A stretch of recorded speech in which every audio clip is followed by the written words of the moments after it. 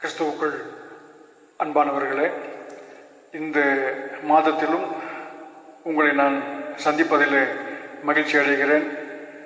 கடந்த 4 மாதங்களும் கர்த்தர் நம்மை கண்மணி போல பாதுகாத்தார். அதற்காக நம் ஆண்டவரை ஸ்தோத்திரிப்போம். துவங்கி இருக்கிற இந்த புதிய மாதத்திலும் கர்த்தருடைய கிருபை நம்மை சூழ்ந்து கொள்வதாக ஜெபம் செய்வோம். கிருபை நிறைந்த நல்ல ஆண்டவரே, உம்மை நன்றியோடு நாங்கள் உம்மை துதிக்கிறோம், உம்மை ஸ்தோத்திரிக்கிறோம் சுவாமி. கடந்த மாதங்கள் முழுவதும், கடந்த நாட்கள் முழுவதும் நீர் எங்களை கண்மணி போல பாதுகாத்து பராமரித்து போஷித்து அரவணைத்து வந்து எல்லா விதமான கிருபைகளுக்காக நாங்கள் உம்மை துதிக்கிறோம், உம்மை ஸ்தோத்திரிக்கிறோம். துவங்கி இருக்கிற இந்த மாதத்திலும் உம்முடைய நிறைவான கிருபை, உம்முடைய தயவு எங்களை தாங்கி வழிநடத்த வேண்டும் ஜெபிக்கிறோம் சுவாமி. உம்முடைய நேசக்கரம் எங்களோடு கூட இருக்கட்டும். இந்த நாளிலும் நாங்கள் சிந்திக்கிற வேத வசனங்களும் எங்களுக்கு பயனுள்ள வகையில் மாற்றித்தார். மீட்பர் இயேசு கிறிஸ்துவின் வழியாக வேண்டிக் கொள்கிறோம் நல்ல பிதாவே, ஆமென். வாசிக்கும்படியாக கொடுக்கப்பட்ட திருமறை பகுதி ஏசாயா 26ஆம் அதிகாரம் 1ஆம் வசனம் முதல் 4ஆம் வசனம் வரை. ஏசாயா 26ஆம் அதிகாரம் 1 முதல் 4 வரை. அக்காலத்திலே யூதா தேசத்தில் பாடப்படும் பாட்டாவது, பலனான நகரம் நமக்கு உண்டு, இரட்சிப்பையே அதற்கு மதிலும் அரணுமாக ஏற்படுத்துவார். சத்தியத்தை கைக்கொண்டு வருகிற நீதியுள்ள ஜாதி உள்ளே பிரவேசிப்பதற்காக வாசல்களை திறவுங்கள். உம்மை உறுதியாய் பற்றி கொண்ட மனதையுடையவன் உம்மையே நம்புகிறபடியால் நீர் அவனை பூரண சமாதானத்துடன் காத்து கொள்வீர். கர்த்தரை என்றென்றைக்கும் நம்புங்கள். கர்த்தராய யெகோவா நித்திய கன்மலையாயிருக்கிறீர். வாசிக்கும்படியாக கொடுக்கப்பட்ட திருமறை பகுதி பாஸ் தேவனுக்கே மகிமை உண்டாவதாக. ஆமென்.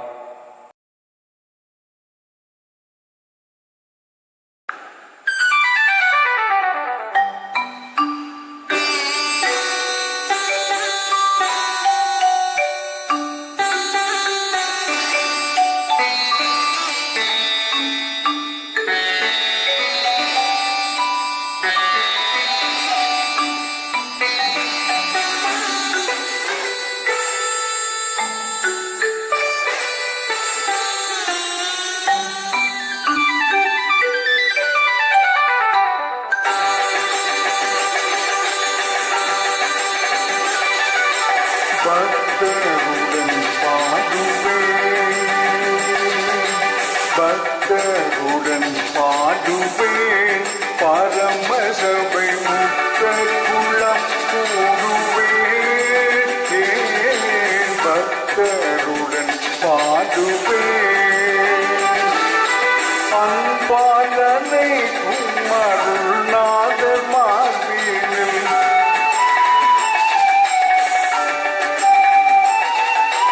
அன்பாளனை குமருள்நாதர் மார்பினில் இன்பம் நுகர்ந்திழை பாடி பக்தருடன் பாடுவேன்.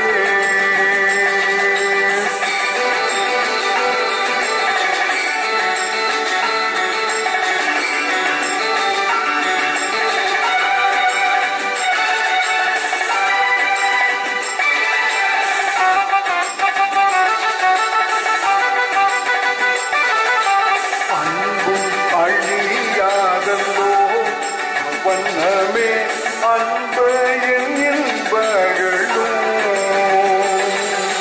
அன்பு அழியாதல்லோ. வண்ணமே அன்பையின் இன்பகளும் உன்னடி பூமானி போற்றுயர் பேசலாம்.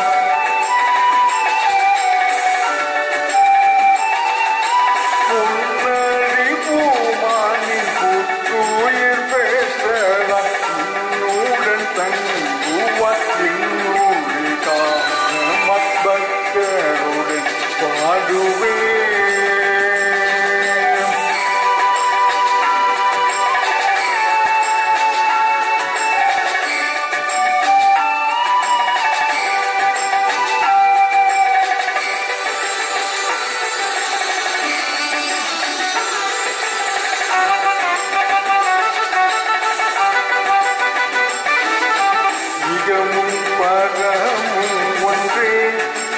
வழியாக்கு அகமும் வந்தவன் அருளே மிகவும் பரமும் ஒன்று வழியாக்கு அகமும் வந்தவன் அடியே சுகமும் நச்சல்வமும் சுற்றமும் முற்றமும்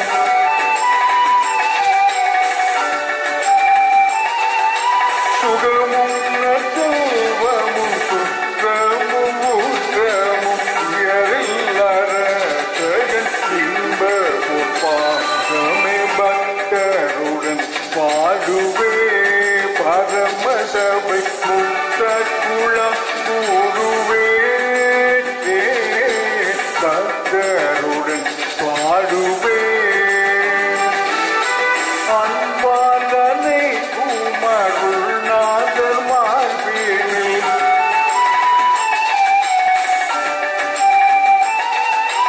அன்பாலனை குமருள் நாதர் மார்பினில் இன்னும் ருக விளை பாடுவை கூற பக்தருடன் பாடுவே பக்தருடன் பாடுவே பக்தருடன் பாடுவே பக்தருடன் பாடுவே.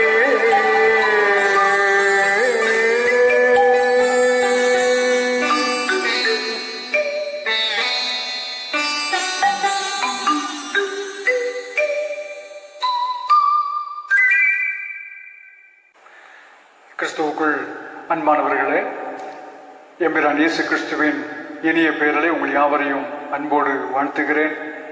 இந்த மாதத்திலும் உங்களோடு கூட கர்த்தருடைய வார்த்தையை பகிர்ந்து கொள்வதற்கு ஆண்டவர் எனக்கு கொடுத்த வாய்ப்புக்காக நான் ஆண்டவருக்கு நன்றிகளை ஏறெடுக்கிறேன்.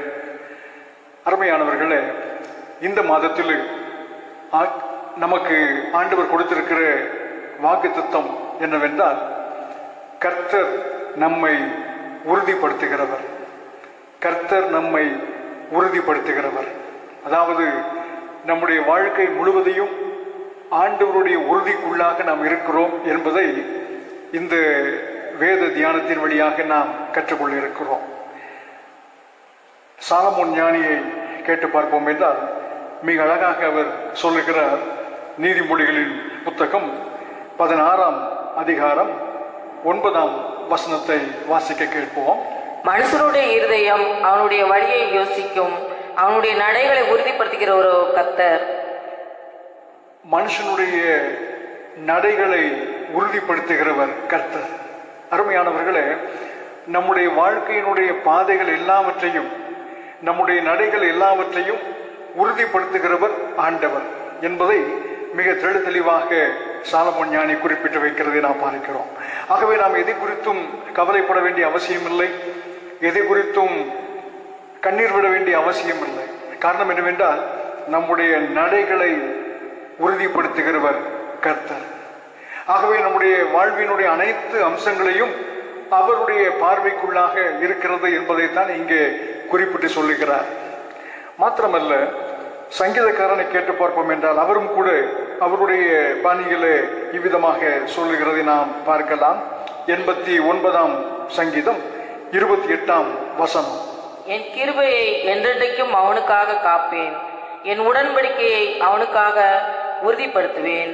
என் உடன்படிக்கையை அவனுக்காக உறுதிப்படுத்துவேன் என்பதாக இங்கே தாவீது சொல்லுகிறதை நாம் பார்க்கிறோம். ஆகவே ஆண்டவர் தாவீதினுடைய வாழ்க்கையில எவ்விதமாக இடைப்பட்டார் என்பதை இந்த வசனத்தின் வழியாக நாம் புரிந்து கொள்ள முடிகிறது.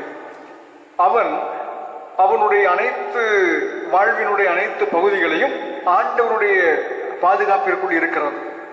அதை இன்னொரு விதத்தில் சொல்ல வேண்டும் என்றால், ஆண்டவர் அவருடைய வழிகளை எல்லாவற்றையும் உறுதிப்படுத்துகிறவராகத்தான் இருக்கிறார்.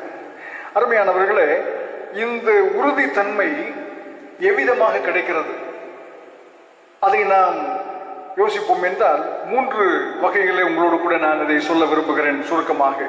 முதலாவதாக, ஆண்டவருடைய வல்லமையை நாம் உணரும் பொழுது, ஆண்டவருடைய பராக்கிரமத்தை நாம் உணரும் பொழுது அவருடைய உறுதித்தன்மை வெளிப்படுகிறது. அதையும் கூட தாவீது சங்கீத புத்தகத்தில் 62ஆம் சங்கீதம் 2ஆம் வசனத்தில் இவ்விதமாக பார்க்கிறோம். அவரே என் கண்மலையும் என் ரட்சிப்பும் என் உயர்ந்த அடைக்கலமானவர், நான் அதிகமாய் அசைக்கப்படுவதில்லை. நான் அதிகமாய் அசைக்கப்படுவதில்லை. நான் அதிகமாய் அசைக்கப்படுவதில்லை என்றால் நான் உறுதியோடு இருக்கிறேன் என்றுதான் அதனுடைய பொருள், இல்லையா?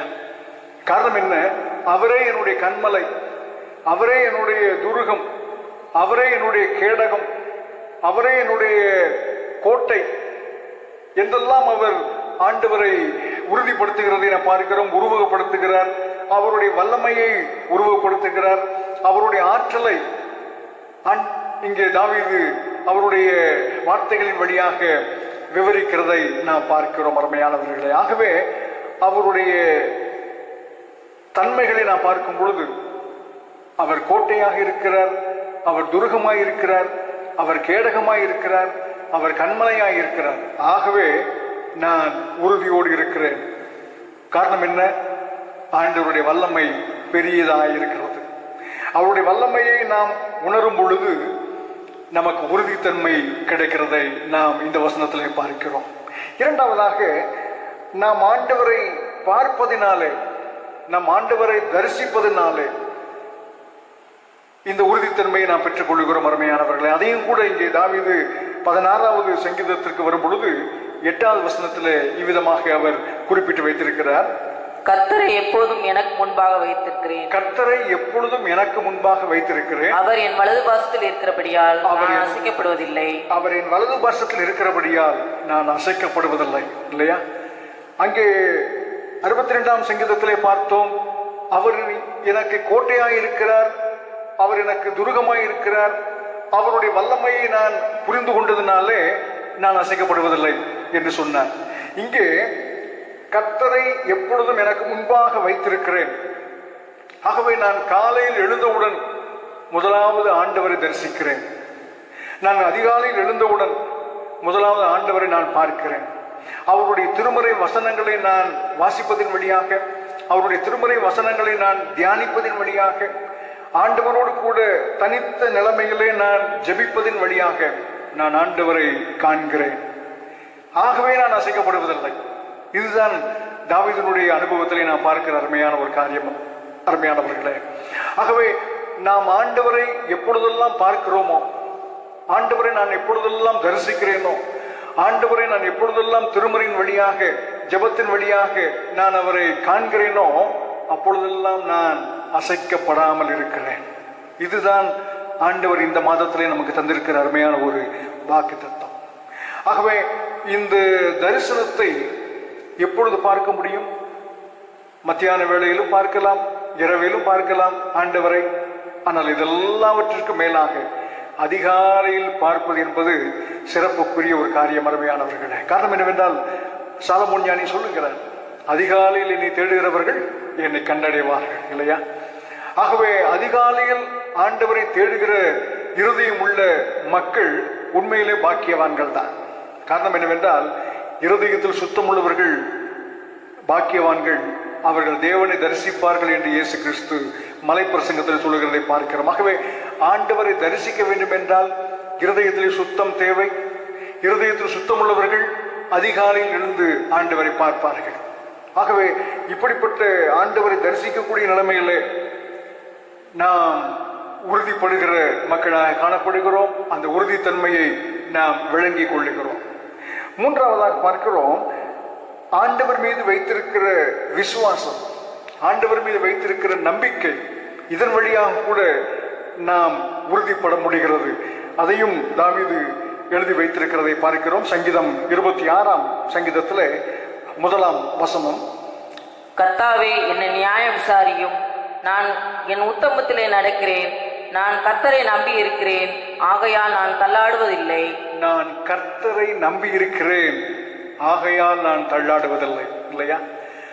நான் கர்த்தரை நம்பி இருக்கிறேன், ஆகவே தள்ளாடுவதில்லை.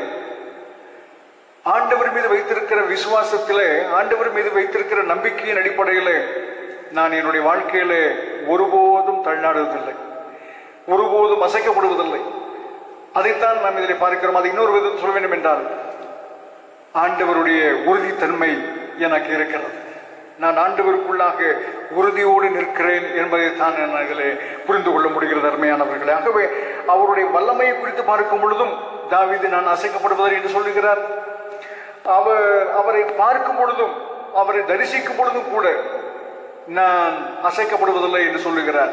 காரணம் என்ன? அவரை முன்பாக வைத்திருக்கிறதுனாலே, மாத்திரமல்ல அவர் மீது நம்பிக்கையாய் இருப்பதனாலே நான் தள்ளாடுவதில்லை, அதாவது அசைக்கப்படுவதில்லை. அது இன்னொரு வசனத்தில் கூட நாம் பார்க்கிறோம். ஏசாயா தீர்க்கதரிசன புத்தகம் 26ஆம் அதிகாரத்திற்கு வரும் பொழுது 3வது வசனத்தில் விதமாக பார்க்கலாம். உம்மை உறுதியாய் பற்றி கொண்ட மனதையுடையவன் உம்மையே நம்பியிருக்கிறபடியால் நீர் அவனை பூரண சமாதானத்துடன் காத்துக்கொள்வீர். இல்லையா? உம்மை உறுதியான மனதையுடையவன், அவன் உண்மையே நம்பியிருக்கிறபடியால் அவனை பூரண சமாதானத்துடன் காத்துக்கொள்வீர். அதை வேறு விதத்தில் சொல்ல வேண்டும் என்றால், உறுதியாய் இருக்கிறவன் உண்மையே நம்பியிருப்பான். இங்கே நாம் பார்க்கிறோம், உண்மையே நம்பியிருக்கிற உறுதியான மனதையுடையவன் என்று பார்க்கிறோம். நான் சொல்லுகிறேன், ஆண்டவரிலே நம்பிக்கை கொள்ளுகிறவன் உறுதியானவனாக இருப்பான். அதில் எந்த விதமான சந்தேகமே இல்லை அருமையானவர்களே. ஆகவே ஆண்டவருடைய வல்லமையை நாம் புரிந்து கொள்ளுவோம். அது நிமித்தமாக ஆண்டவருடைய உறுதித்தன்மையை பெற்றுக் கொள்ளுவோம். ஆண்டவரை எப்பொழுதும் நமக்கு முன்பாக வைத்துக் கொள்ளுவோம். அது நிமித்தமாக உறுதித்தன்மை பெற்றுக் கொள்ளுவோம். ஆண்டவரையே முழுமையாக நம்புவோம். அவருடைய உறுதித்தன்மையை நாம் பெற்றுக்கொள்ள அழைக்கப்படுகிறோம். இந்த உறுதித்தன்மையை எந்தெந்த விதங்களிலே நாம் இதை வெளிப்படுத்த முடியும், அதையும் கூட நாம் கற்றுக்கொள்ள அழைக்கப்படுகிறோம். அருமையானவர்களே, நாம் ஆண்டவருக்குள்ளாக இருக்கும் பொழுது நாம் உறுதித்தன்மை பெற்றுக் கொள்கிறோம், உண்மைதான்.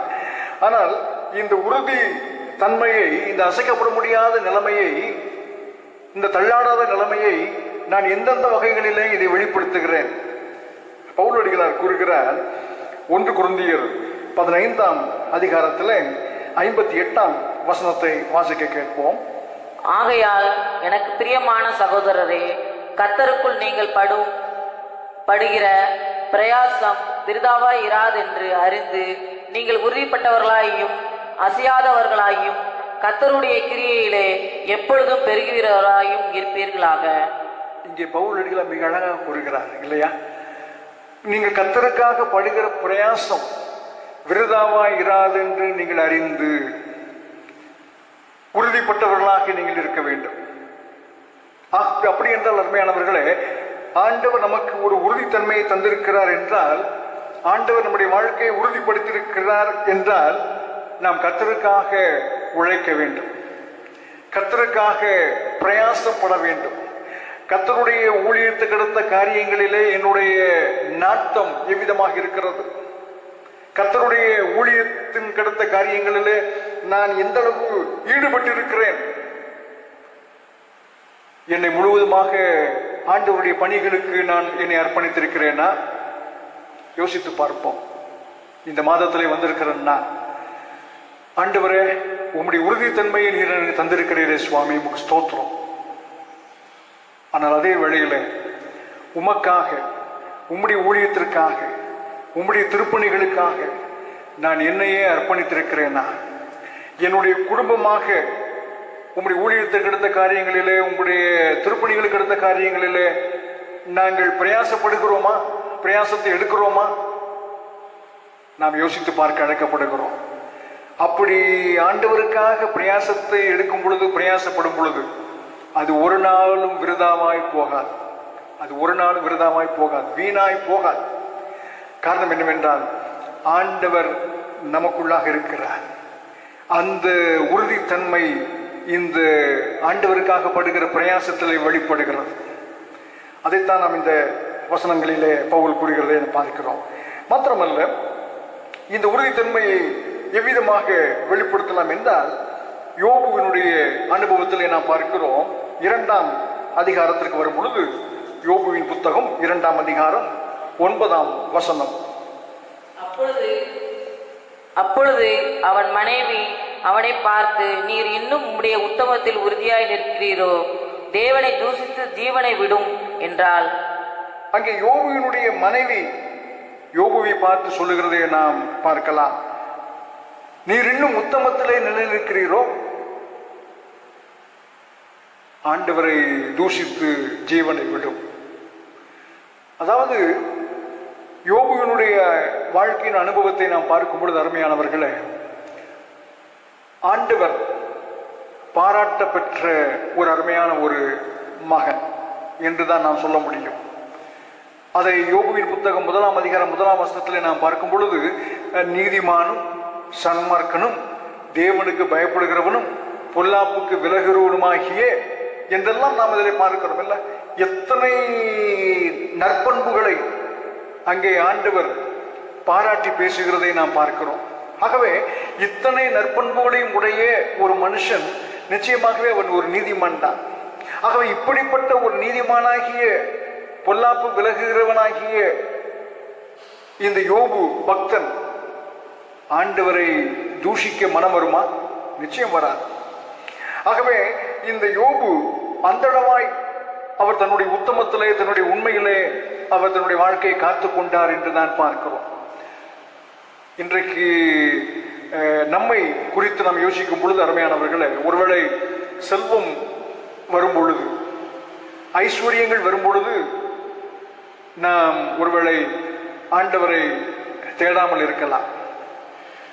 ஆனால் நம்முடைய வாழ்க்கையிலே சில இழப்புகள் அல்லது தொய்வுகள், கீழ்நிலைக்கு நாம் தள்ளப்படும் பொழுது, ஒன்றுமில்லாமல் இருக்கும் பொழுது நாம் ஆண்டவரை நோக்கி பார்க்கக்கூடிய சமயம் உண்டு.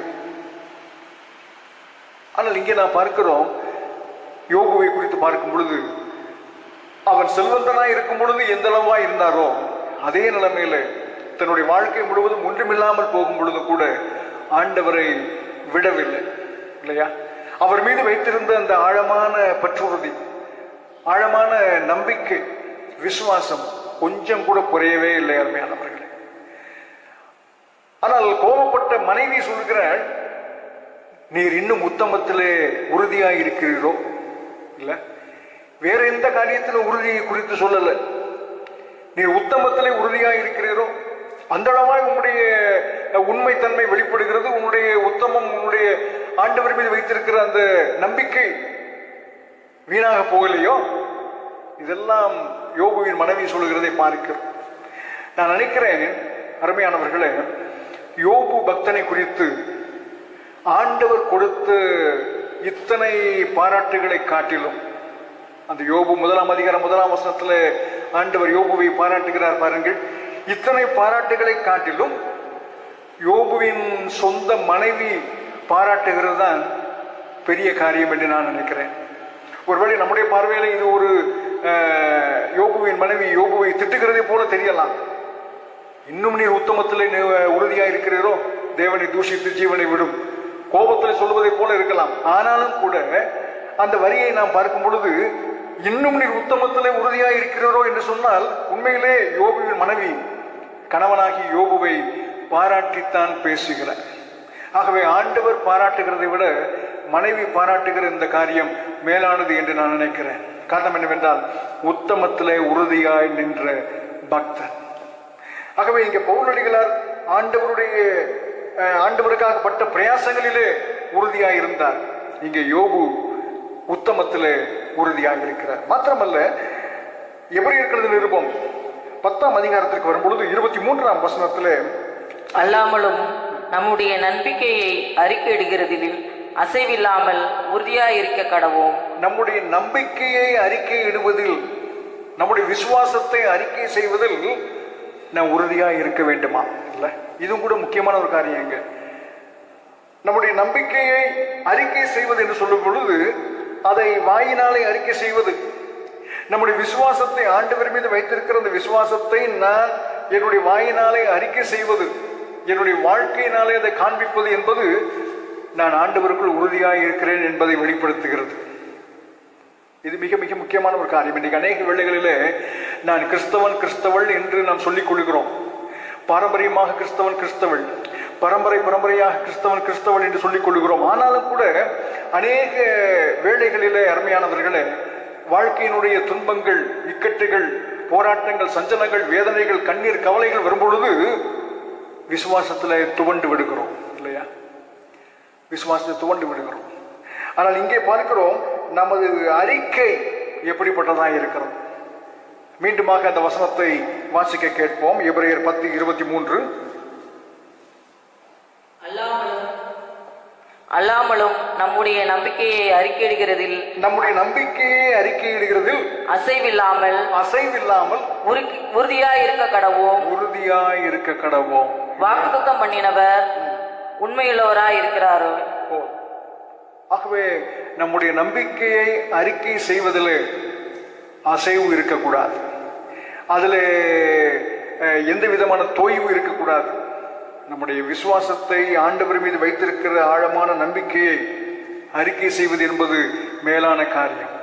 அதை மார்க் எழுதின நற்செய்தி நூலுக்கு வரும் பொழுது 14ஆம் அதிகாரத்தில் 31ஆம் வசனத்தை கூட வாசிக்க கேட்போம். அதற்கு அவன், நான் உம்மோடு மரிக்க வேண்டியதா இருந்தாலும் உம்மை மறுதலிக்க மாட்டேன் என்று உறுதியாய் சொன்னான். எல்லாரும் அப்படியே சொன்னார்கள். இங்கே பேதுருவை குறித்து பார்க்கிறோம் அருமையானவர்களே. பேதுரு, ஆண்டவர் ஏற்கனவே சொல்லிவிட்டார் இவன் மறுதலிப்பான் என்று. சேவல் கூவிருந்துக்கு முன்னே 3 தரம் என்னை மறுதலிப்பாய் என்று நேரடியாக பேதுரு சொல்லிவிட்டார். ஆனாலும் கூட அந்த பேதுரு அவர் தன்னுடைய வாயிலே செய்கிற அறிக்கையை பாருங்க. அநேக வேளைகளில் நாம் மறுதலித்த பேதுரு என்றுதான் நாம் சொல்லுகிறோம். உண்மைதான், அவர் மறுதலித்தார், அதில் சந்தேகம் இல்லை. ஆனாலும் கூட மறுதலிப்பதற்கு முன்பதாக இங்கே பேதுருவுடைய வாயிலிருந்து வரக்கூடிய விசுவாச அறிக்கையை பாருங்க. ஆண்டவரே, நீர் மரிக்க வேண்டியதா இருந்தாலும் கூட, நாங்களும் மரிக்க வேண்டியதா இருந்தாலும் கூட, நான் உம்மை ஒரு நாளும் மறுதலிக்க மாட்டேன் என்று உறுதியாய் சொன்னான் என்று பார்க்கிறோம். அந்த வசனத்துல மார்க் மிக அழகாக எழுதி வைத்திருக்கிறார். உறுதியாய் சொன்னார். ஒருவேளை அவன் பின்னாலே உறுதியற்றவனாய் போகிறார், அது அடுத்த விஷயம். ஆனால் அவருடைய வாயிலிருந்து சொன்ன அந்த வார்த்தை, அதுதான் அறிக்கை செய்தல் என்று பார்க்கிறோம். என்னுடைய வாயிலிருந்து நான் என்ன அறிக்கை செய்கிறேன்? விசுவாச துரோகம் செய்யாமல், நம்பிக்கைக்கு துரோகம் செய்யாமல், நான் ஆண்டவரை ஒரு நாளும் மறுதலிக்க மாட்டேன். இன்னொரு இடத்துல கூட சொல்கிறார் இல்லையா, வாழ்விலும் தாழ்விலும் காவலிலும் சாவிலும் நான் உம்மை பின்தொடர்வேன் என்று அங்கே சொல்லுகிறதை நான் பார்க்கிறோம். ஆகவே நாம் கற்றுக்கொள்ள வேண்டிய காரியம், நமது விசுவாசத்தை, நம்முடைய நம்பிக்கையை அறிக்கை செய்வது என்பது ஒரு சிறப்புக்குரிய காரியம் அருமையானவர்களே. ஆகவே இந்த உறுதித்தன்மையை என்பது 3 விதங்களிலே வெளிப்படுத்த முடியும். முதலாவது, ஆண்டவருடைய வேலைகளிலே, கத்தற்கெடுத்த காரியங்களை, கத்தற்கெடுத்த ஊழியத்திலே நம்முடைய உறுதித்தன்மையை வெளிப்படுத்துவோம். மாத்திரமல்ல, யோபுவை போல நம்முடைய உத்தமத்திலே வெளிப்படுத்துவோம். அது மாத்திரமல்ல, நம்முடைய விசுவாச அறிக்கையில இந்த உறுதித்தன்மையை வெளிப்படுத்த அழைக்கப்படுகிறோம். இந்த உறுதியோடு இருக்க வேண்டும் என்பதை ஒருவேளை நம்மால் இயலாமல் போகலாம். நாம் மனுஷங்க தானே. ஆகவே பல வேளைகளிலே என்னுடைய உறுதி ஆண்டவருக்குள்ளாக நிலையானதாக இல்லாமல் போகிறது, சில வேளைகளில் வழிவு போகிறது என்றெல்லாம் நாம் நினைக்கலாம். ஆகவே நாம் கற்றுக்கொள்ள வேண்டிய காரியம், ஆண்டவரே, நான் எப்பொழுதும் உமக்குள்ளாக உறுதிப்பட்டிருக்க என்னை பலப்படுத்தும் என்ற ஜெப சிந்தையோடு நாம் இருக்க அழைக்கப்படுகிறோம். அந்த ஜெபத்தை தாவீது 90வது சங்கீதத்தில் 17வது வசனத்தை நாம் பார்க்க முடிகிறது. எங்கள் தேவனாகிய ஆண்டவரின் பிரியம் எங்கள் மேல் இருப்பதாக, எங்கள் கைகளின் கிரியையை எங்களிடத்தில் உறுதிப்படுத்தும். எங்கள் கைகளின் கிரியையை எங்களிடத்தில் உறுதிப்படுத்தும். ஆம், எங்கள் கைகளின் கிரியையை எங்களிடத்தில் உறுதிப்படுத்தி அருளும். எங்கள் கைகளின் கிரியைகளை எங்களிடத்தில் உறுதிப்படுத்தி அருளும். அதாவது இது ஒரு ஜெபமாகவே அங்கே தாவீது ஏறெடுக்கிறதை பார்க்கிறோம். எங்களுடைய கைகளின் கிரியையை எங்களுக்கு உறுதிப்படுத்த சுவாமி.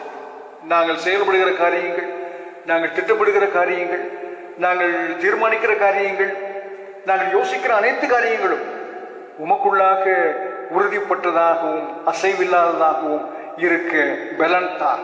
இதுதான் தாவீதுடைய ஜெபமாக இருக்கிறது அருமையானவர்களே. ஆகவே இந்த மாதத்திலே வந்திருக்கிறன்னா ஆண்டவர் நமக்கு தந்திருக்கிற அருமையான ஒரு ஆசீர்வாதம். கர்த்தர் நம்மை உறுதிப்படுத்துகிறார். கர்த்தர் நம்மை உறுதிப்படுத்துகிறார். கர்த்தர் நம்மை திடமாக வைக்க விரும்புகிறார், ஸ்திரப்படுத்த விரும்புகிறார். ஆனால் ஆண்டவர் தருகிற இந்த உறுதித்தன்மையை நாம் எந்த விதத்திலும் களங்கப்படுத்தி விடாதபடி பாதுகாத்துக் கொள்ள நாம் அழைக்கப்படுகிறோம். அவருடைய வல்லமையின் வழியாக இந்த உறுதித்தன்மை கிடைக்கிறது.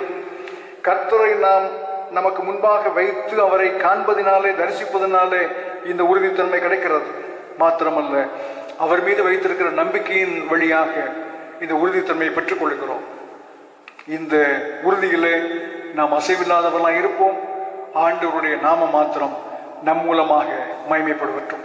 ஆண்டவருடைய கிருபை இந்த மாதம் முழுவதும் நம்மை ஆசீர்வதிப்பதாக. ஆமென். ஜெபம் செய்வோம். கிருபை நிறைந்த நல்ல ஆண்டவரே, இந்த மாதத்திலும் ஆண்டவரே உங்களுடைய திருமறை வசனங்களை நாங்கள் தியானிக்க நீர் எங்களுக்கு தந்த வாய்ப்புக்காக நாங்கள் நம்மை போற்றுகிறோம் சுவாமி. இந்த மாதத்திலும் நீர் எங்களை உறுதிப்படுத்துகிறவராய் இருக்கிறீர். உம்முடைய உறுதியை எங்களுக்கு தந்திருக்கிறீர். அதற்காக நாங்கள் துதிக்கிறோம், ஸ்தோத்திரிக்கிறோம். ஆண்டவரே, நீர் தருகிற உறுதியை நாங்கள் எந்த விதத்திலும் குறைத்து போடாதவாறு நாங்கள் பாதுகாத்துக் கொள்ள கிருபைதான சுவாமி. உம்முடைய வல்லமையில் நாங்கள் புரிந்து கொண்டவும், உம்முடைய வல்லமையின் வழியாக நாங்கள் உறுதிப்படவும், உம்மை நாங்கள் கண்ணார கண்டு எங்களை உமக்கு முன்பாக வைத்து நாங்கள் உறுதிப்படவும், உம்மீது வைத்திருக்கிற நம்பிக்கையின் வழியாக நாங்கள் உறுதிப்படவும் எங்கள் ஒவ்வொருவரையும் பலப்படுத்த வேண்டும் என்று சொல்லியிருக்கிறோம்.